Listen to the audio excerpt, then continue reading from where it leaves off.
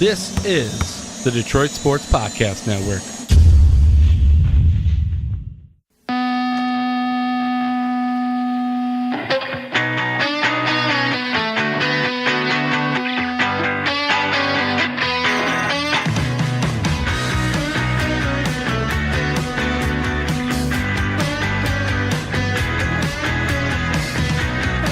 Welcome in on Monday, October, what is it, the 15th? It's the Monday Mashup with Detroit Sports Podcast. As always, I am your host, Shea Norling, going solo again. My co-host, Tanner, he's living in flux right now, and he's unable to get himself together, get himself ready to go for the Monday Mashup the last couple weeks. He will be back next week. I look forward to that. I look forward to not having to talk to myself again. A lot to talk about, as always. Obviously, it's unfortunate that Tanner's missing. My resident Michigan fan. He's missing from this week. Of course, I have to preview the big game on Saturday. Maybe we can get a little discussion with John and get a little bonus extra thing going on later this week. We'll have to check that out, see if the doc is okay with that. But of course, I have to get into Michigan State, Michigan, which after this weekend looks a little bit more promising from the competitive side of things. After the Northwestern Michigan State disaster, I was a little nervous that the Michigan State game might be what am I looking for? I'll get to it. It's a Latin phrase, but I'll get back to that. And what I kind of want to start with is the Detroit Lions. And last week I was a little hard on the Lions, but to be fair, I was angry. I was coming off of a brutal Michigan State loss, and I was upset.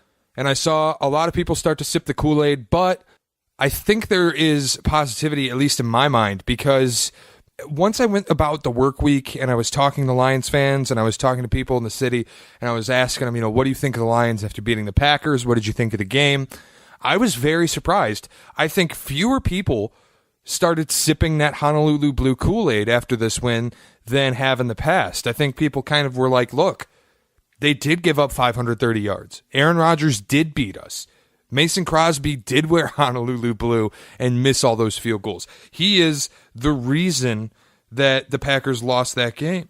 And I think I was kind of glad to see it because I thought people might be a little bit crazy and go over the edge and go, oh man, we beat the Packers, we're back on track, all of a sudden we can make a wild card bid. And I still think a wild card bid is just a long shot. I mean, there's virtually no chance in my mind. But here's what I want to approach the Lions from, because this is one of those weird weeks in the season where you look at the schedule and you're going through the TV guide and you're like, I want to watch the Lions game. And then you keep going through the guide and you realize, wait a minute, there is no Lions game. It's a bye week. And for football fans, bye weeks are weird because what do? Right? Wait, my team doesn't play. What do I watch? Well, I'll tell you what I did for the bye week. I knew that the Lions weren't playing today.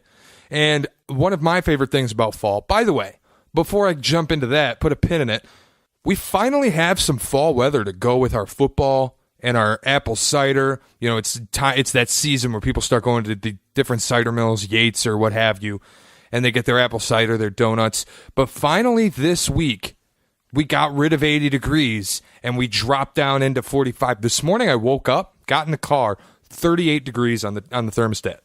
Fall weather is here, finally. I'm very happy about it. I know a lot of people are out on fall weather. We miss summer. What's wrong with you? You think the cold is better? I like wearing shorts and going swimming and getting on the boat. It's all great. But I'll tell you what, fall is the best season of the year. I'll tell you why. Even in the Lions bye week, there is not a dull moment in sports. You got the Pistons home opener is on Wednesday. NBA regular season starts Tuesday night. You got the ALCS and the NLCS going right now. We got NFL football in full swing. Week 7 college football just wrapped up. It's beautiful weather out where you can throw on a hoodie by midday. Maybe you can take it off, wear a t-shirt, run around, do whatever you do, go play a sport outside because it's not sweltering heat. I got out a couple times this fall when it was a little nicer out. We got out and we played some tennis, 55, 60 degrees. A friend and I got out to the tennis courts and played some tennis.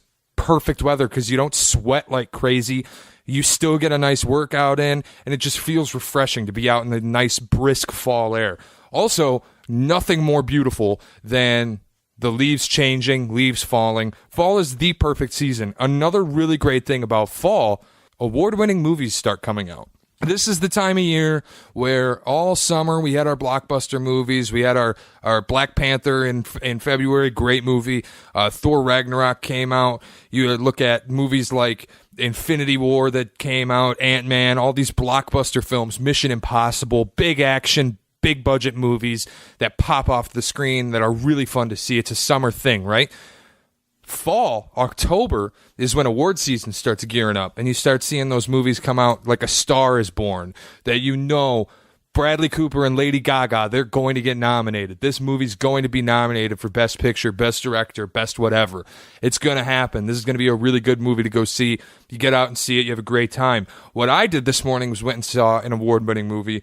I went and saw Ryan Gosling's Damien Chazelle. He directed La La Land and Whiplash. If you've heard of those, I'm sure everybody's heard of La La Land after the mishap where they thought it won Best Picture, but it didn't. Went and saw First Man with Ryan Gosling, directed by Damien Chazelle, like I just said, about Neil Armstrong and his trip to the moon, being the first man to walk on the moon. And I have to say, it was a very, very good movie. This was a perfect way to spend the morning of the Lions bye week, knowing that I don't have to spend, not that it's such a chore, but it's not entirely necessary for me to be in front of the TV watching football for all 8 hours, because let's be honest, I don't do this show in Boston. Even though I love the Patriots, who really cares? I don't do this show in Chicago, so I'm not going to go on hours about the Bears. I don't do this show in San Francisco. I can't preach about the 49ers. I do this show in Detroit. And Detroit fans are very passionate about their Lions. Well, the Lions didn't have a game. So I took the morning off. I went and saw First Man with my family. It was an amazing movie. Saw it with my mom, my dad, my grandpa. We all came out of there, absolutely loved it. One of the really cool things I thought about this movie, too, you think about the space movies that have come out recently, right? Like, look at, what was it, Gravity, the disaster movie where the space station blows up, and it's really kind of an intimate film between two people, right? But it's hinged on this fantastical disaster, and it's a technical achievement with all the different camera work and special effects that went into it. And then you look at Interstellar, which required you to be fully attentive, thinking on the edge of your seat, wondering what's happening next. It's a very high concept science fiction thriller with a crazy twist at the end. And even though the story by some people's minds may not be that great, in my mind, not the greatest written story, but it's one of the most ambitious films we've ever seen, right? From the scale of, let's take the universe and put it on a movie screen. And it's one of those movies that demanded to be seen in the biggest screen possible. And then you think about Matt Damon and, forgive me if I'm wrong, was it Ridley that made the movie? Directed the movie, I believe, The Martian, which is another great movie, and it's more of a character drama because it's what does this man do when he's stranded on Mars. But again, space movie. There are moments where he utilizes differences in gravity and physics, and it's a space movie through and through. The thing about First Man, it wasn't like any of those movies. It was a character drama like The Martian in that it focused much of its time on one character, being Neil Armstrong. But it was unlike The Martian in that, one, it didn't try to be overly funny at times, and it was extremely dramatic, very serious, very good in that regard as well. And it focused itself, instead of just on one character, on that one character and how he dealt with trauma and how he dealt with different issues and obstacles life throws at him, and also how the way he dealt with those issues affected the people around him. And it kind of brought all of that full circle, all while using the mission to the moon as a kind of lens to look through.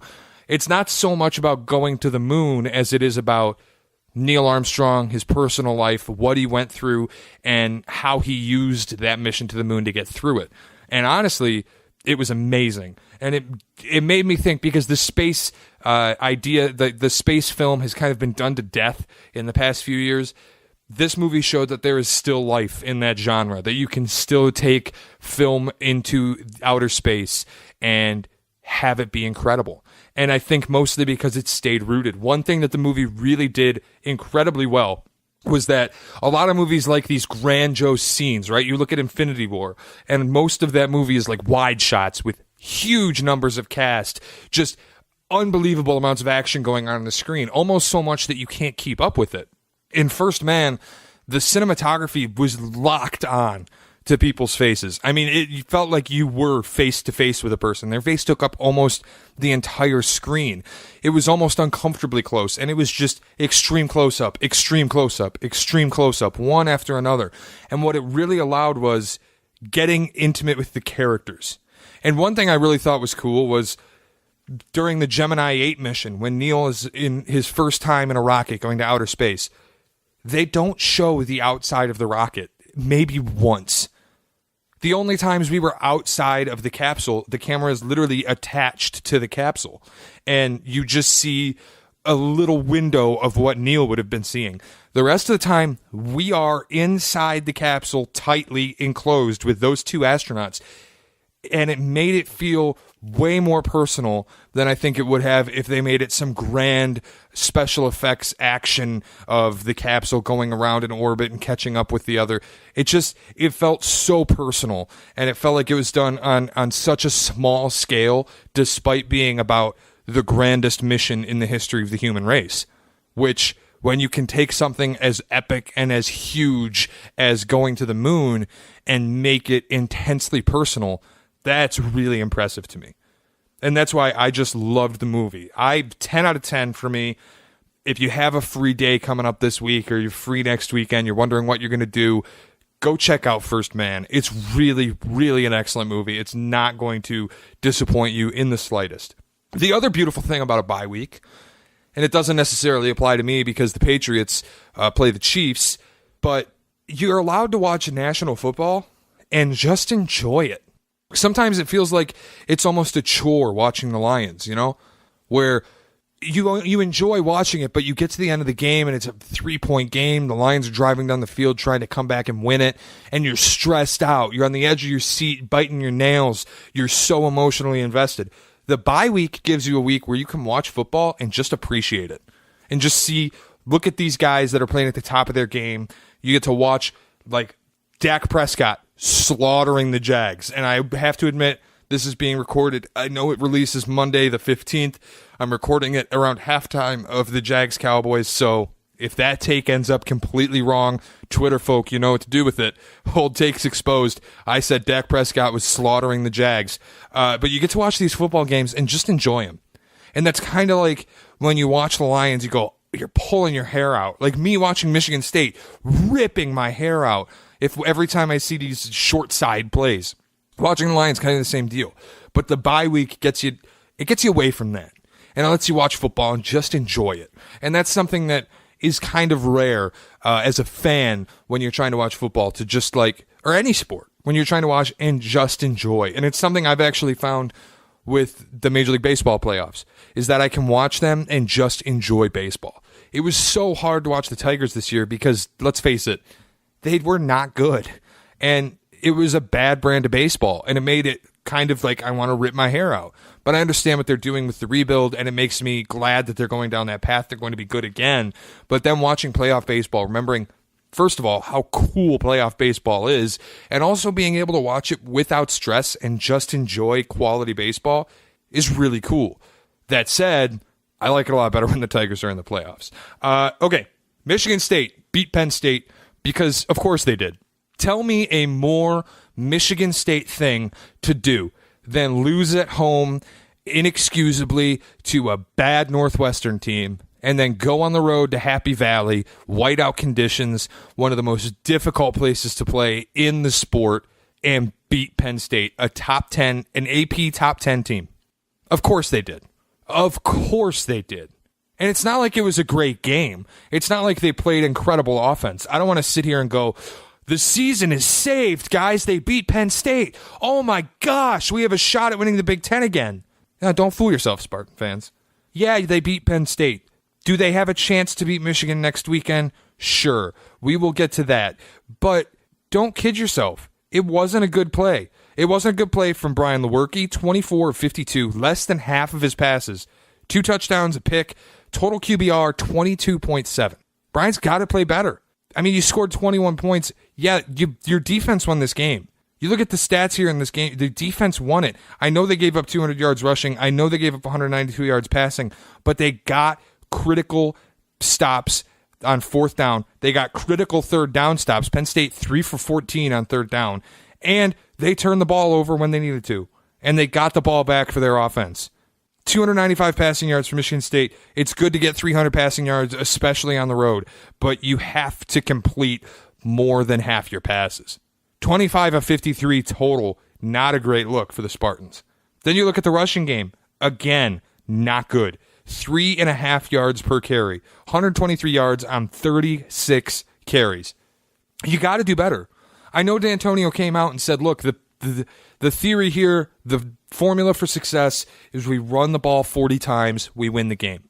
That might be true, but that doesn't mean run the ball 40 times just because you want to run the ball 40 times when you're picking up 1 or 2 yards a rush.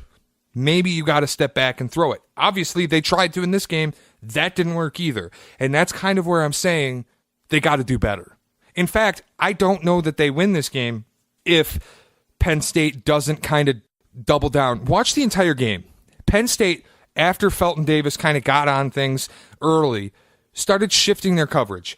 And they started really putting the pressure on Felton Davis, doubling him, not allowing him to get open at all, forcing other guys to beat you, which is part of why Lewerke's completion percentage didn't look that great. But that's where other guys have to step up. You know, Sokol has to make catches. We have to start dialing up passes that go down the field. But there's too many drops. And once Penn State rotated their coverage so that Felton Davis was under a blanket, State really couldn't do anything in the passing game. Then at the end of the game, score 17-14 Penn State. State's going down the field, and Penn State's defense, you could tell, thought that State was going to settle for the field goal. They came and played up front. They didn't shift their coverage so much. They gave Felton Davis a one-on-one opportunity deep, and what happened? And it allowed Michigan State to win the game.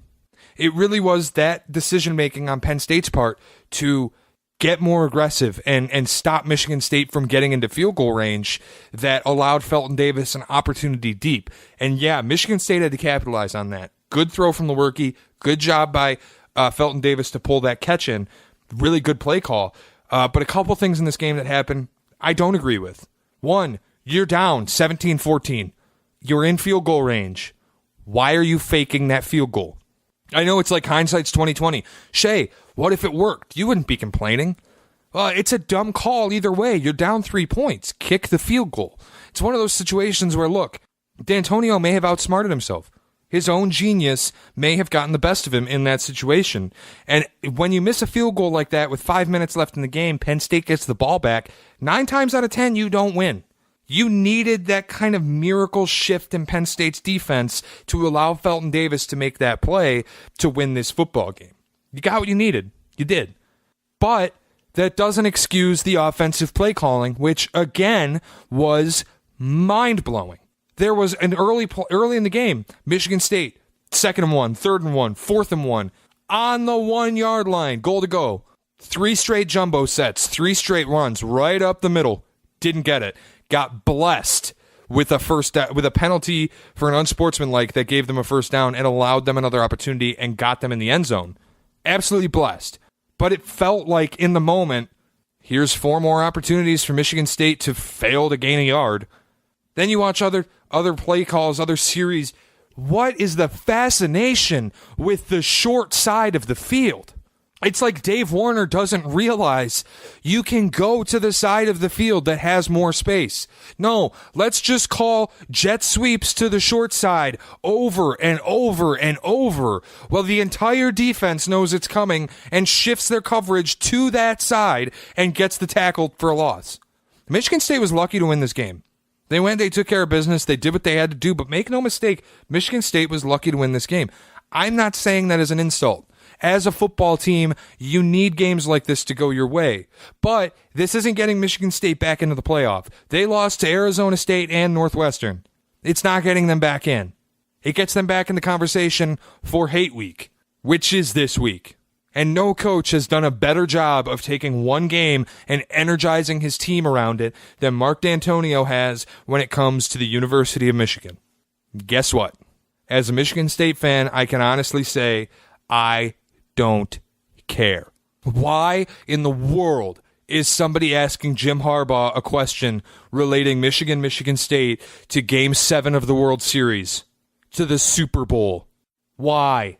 It's a regular season game. I get that it's a rivalry game, but it's a regular season game.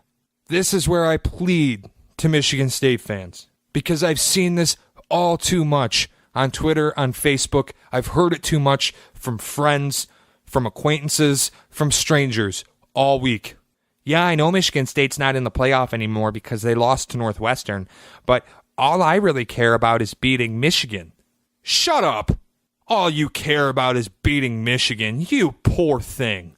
What would be better? You want to go 3-9 and beat Michigan, or 5-7 and beat Michigan, 6-6 and beat Michigan? Or you want to go 11-1 with a loss to Michigan, but you get a berth into the Big Ten title game? I mean, come on. You get a shot at the playoff. You get a chance to go and compete for a national championship. Oh, no, that's okay. As long as we beat Michigan, I think it's a successful season. You know what that mindset has gotten Michigan State? Nowhere. That mindset has done nothing but create a reason for Dave Warner to keep his job as offensive coordinator. That's what I'm scared happens with this Penn State win.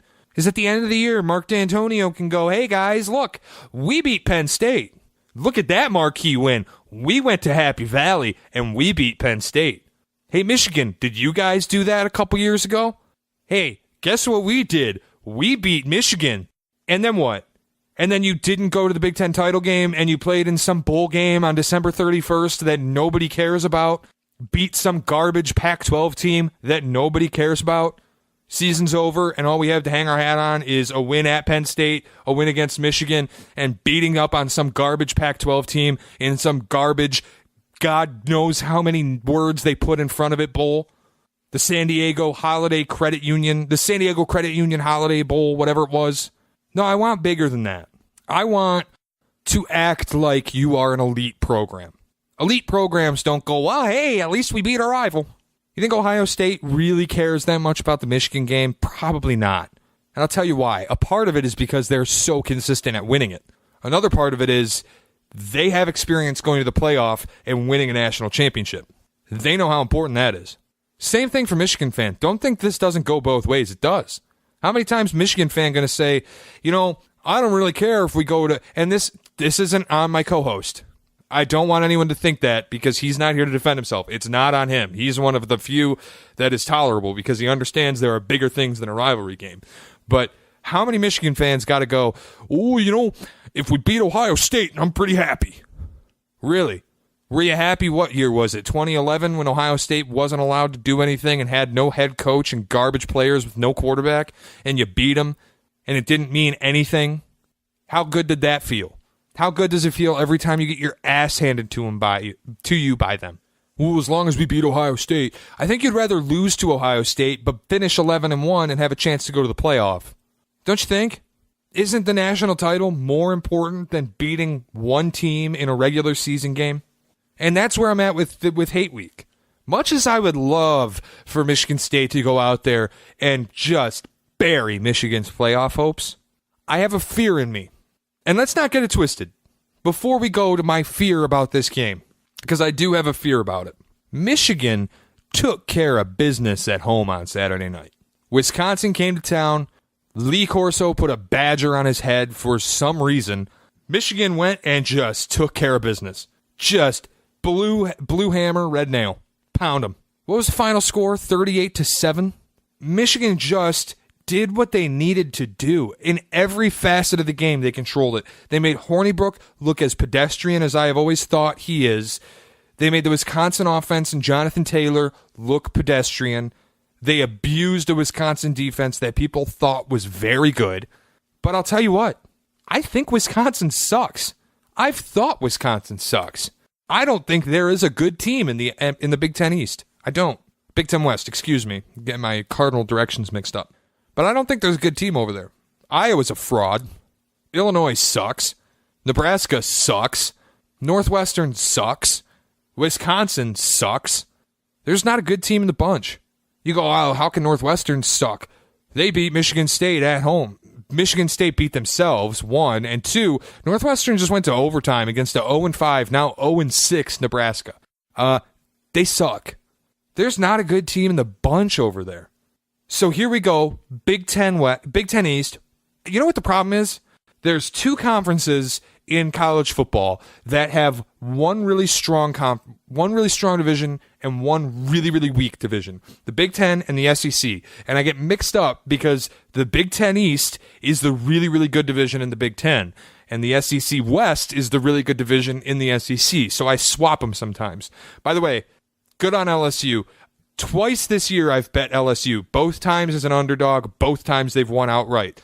Now that I'm done beating my chest about that, here we go with Michigan State and Michigan. And again, I have a fear as a Michigan State fan. This game is going to be close. I don't know if the opening line came out yet. I'm going to check it out. My guess was that it would open with Michigan as a 2.5-point favorite. Here we go. Michigan 6.5-point favorite at Michigan State. So a little higher than I thought it would. This game's going to be close. It's always close. Michigan State went 3-9 in a year where the only Big Ten teams that they could beat were Illinois and Rutgers. And they played a Michigan team that went undefeated until the second to last week of the year. They hung on. They lost by 9. This game is always close. It's one of those rivalry games, the LSU-Florida type, the Michigan-Ohio State type, the Alabama-Auburn type, where it doesn't really matter how good each team is because they hate each other so much. In fact, it's maybe more dangerous if one of the teams is not having a great year because all they have left to play for is beating their rival. It's kind of where Michigan State is in my mind. You're not going to the playoff. You're not. You screwed that up when you lost to Northwestern.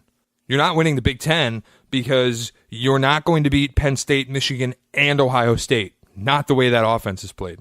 And I think the players know that. How many times have we seen Lewerke with his head down, clearly not trusting the scheme that Dave Warner's putting him in, not trusting his coaches to put him in good spots? How many times have we seen Felton Davis with his head down because he can't get schemed into a football game? So you look at this Michigan State team, and I think that's players on the team that understand, look, we are not going to a meaningful bowl game. We aren't going to Indy for the Big Ten championship game. We aren't getting a shot at the college football playoff. It's not happening this year. But you know what we can do? We can beat Michigan. And you have a Michigan team that's full of confidence, that has a pathway to the playoff, whose only loss has come against a Notre Dame team that is very capable and very likely to run the table and go to the college football playoff, where Michigan could hopefully have revenge on that Notre Dame team. And you've got them walking into a trap, into a snake pit in East Lansing, that now that they beat Penn State, I am fully confident will be very much green and white. I was a little nervous after Northwestern that if Michigan State went and got bodied like they were 13.5-point underdogs, if they went and got slammed in Penn State, that East Lansing would have been 50% blue and gold at least. But it didn't happen. And I am fairly confident now that East Lansing is going to be mostly green and white. Spartan Stadium is going to be loud for Michigan, and it will not be friendly. And Michigan's walking in there with all the confidence in the world, while Michigan State gets to dress up with nothing to lose and nothing but a rivalry win to gain and hatred in their hearts. And that's where my fear lies. That Michigan State will rally around a coach who has done a better job with one game than any coach in America. They will rally around players after a players-only meeting called by linebacker Joe Bacci, who, by the way, did not have a great game on Saturday against Penn State. But it's a team of guys who I could see rallying around each other, who I could see rallying around their coach, who I could see being inspired by a rivalry fueled with hatred, and who I could see derailing Michigan football season. And I'm scared of that. Because D'Antonio then gets to look at this and go, this is the status quo. Yeah, I've kept my buddies here. I've kept Jim Bowman and Dave Warner in charge of the offense. I've kept Mike Tressel in charge of the defense. You know, I let Harlan Barnett and Narduzzi walk because we didn't want to pay them. I'm at a school where I have free reign because there's no president, there's no athletic director. Nobody is in charge of me. I can continue to run my group of friends as coaches of this football team forever because the status quo remains the same. We keep beating Michigan. I'm at a point where maybe I am just way too cynical. But I think a loss to Michigan would be a good thing for Michigan State's football program. Not a loss like when they went 3-9 and everybody knew it was going to happen. And everybody was just happy that it was only 9 points instead of 50. But a loss where we just beat Penn State. Wait a second. We really have a shot here. We can continue to beat Michigan. And a bunch of fans go, well, that's all that matters to us anyway. And D'Antonio can, at the end of the year, point to a big rivalry win. Well, we beat Michigan. Hey, Dave Warner, you're here for another year. Let's ride it out. Keep up the retirement gig coaching Michigan State's offense. Let's go. No, I'm actually a Michigan State fan who thinks the best thing for the program might be to lose. Because I'm not sure Michigan State fans could weather a loss to Michigan this year. In fact, I'm hopeful that they couldn't.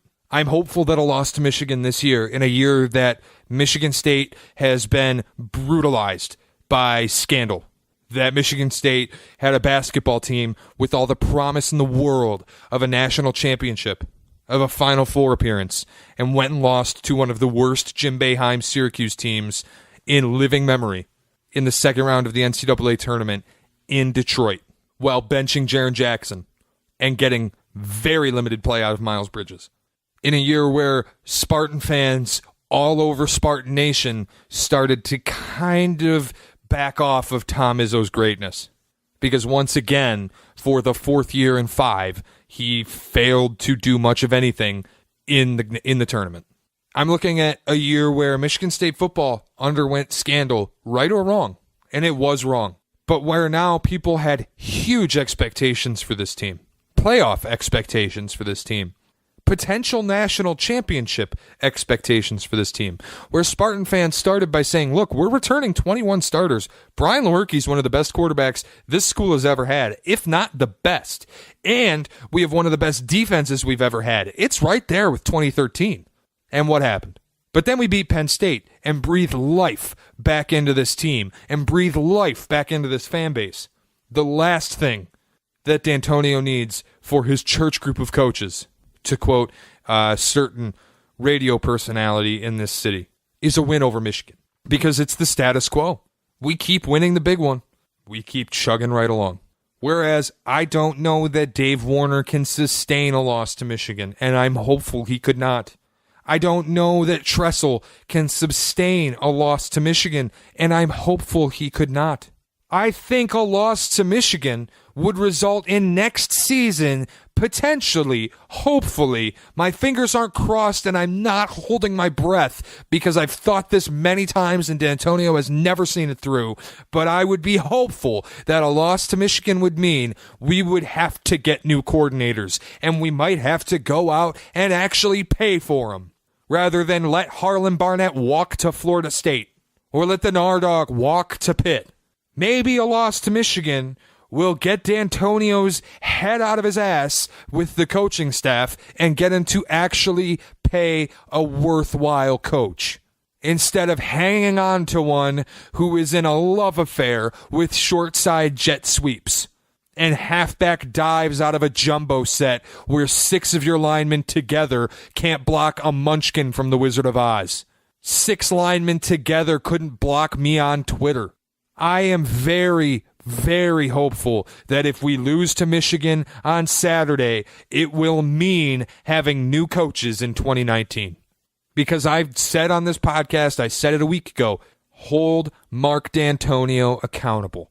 Penn State lets him off the hook. Michigan lets him off the hook.